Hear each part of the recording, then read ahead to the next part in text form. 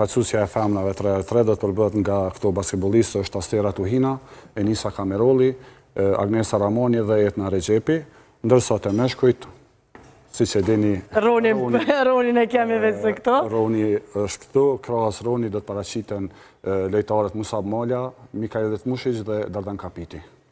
Si ka ardhur deri te kjo përzgjedhje, cilat kanë qenë kriteret edhe çka ju ka bërë me u shty, do të thotë, me vendos për këta lojtarë?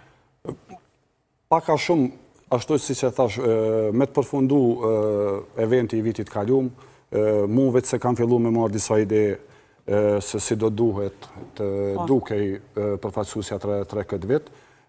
Ne gjithë e dim se te basketbolli femëror qalojmë më shumë te numri i lojtarëve, sidomos te ato që janë shumë kualitative, ku shtojmë këto që një pjesë e tyre dhe zhvillojnë karrierë jashtë Kosovës, ndërsa te meshkujt, vetë se nga atëherë kam filluar që t'i kam disa opsione në kokë, edhe kam filluar qysh nga muji tetor ose nëntor, vetëm se t'i hap disa diskutime me disa prej lojtarëve, më ka interesuar shumë opinioni i tyre.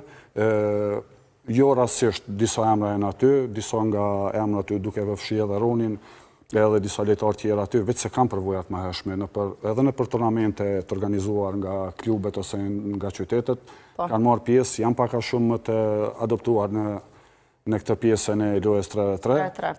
Ka një farë lloj përvoje, pavarësisht që jo me Kosovën.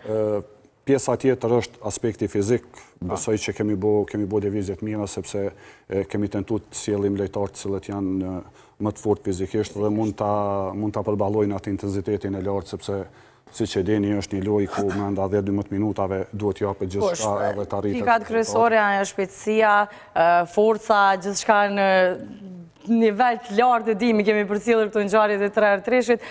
Vitin e kaluar e keni arritur një fitore me konkurrencën e meshkujve, por jo edhe me atë të femrave. Çka mund të presim nga vasha tona këtë vit? Dy lojtare shumë kualitative, të cilat luajnë në Shtetet e Bashkuara të Amerikës, Enisa Kameroli, Astera Tuhina, po e dimo Asterën dhe sukseset e saj, por edhe tenisës. I shtojmë këtu edhe Agnesa Ramonin, e cila vjen tashmë nga një përvojë në Greqi, edhe Etna është në Kroaci, nëse nuk ka bëj. 4 lojtarët vinë nga përvoja jo në Kosovë. Çka mujna me pritë? A do të kemi rezultate shumë pozitive krahasuar në vitin e kaluar? Po besoj që mund të presim. Është një fat i keq ndoshta tek shorti, sepse vashat tona do të përballen qysh ndeshjen e parë për kualifikim në gjysmëfinale, do të përballen me fituesin e vitit të kaluar me kombëtaren e Azerbajxhanit. Mirë, po kjo nuk do të thotë asgjë, po besoj që ato do të jenë mjaftueshëm të gatshme për të përballë me kombëtaren e Azerbajxhanit, edhe po besoj shumë që në rast se një fitore neve në hapet rrugë për të kualifikuar në gjysmëfinale direkt, mirë po pastaj duke i parë rezultatet në grupin tjetër, po besoj shumë që ndoshta mund të kalojmë në finale. Nuk do të jetë lehtë, do të thotë mirë po ne vetë se kemi filluar përgatitjet edhe me përfaqësuesën e femrave dhe me të meshkujve, këta janë grumbullu, kanë filluar përgatitjet, po besoj që deri në vikendin e ardhshëm vetë se do të jenë gatshëm. Kur ka filluar grumbullimi? Kur janë grumbulluar? Nga dje vashat kanë filluar dje, ndërsa djemtë janë bashkangjitë sot.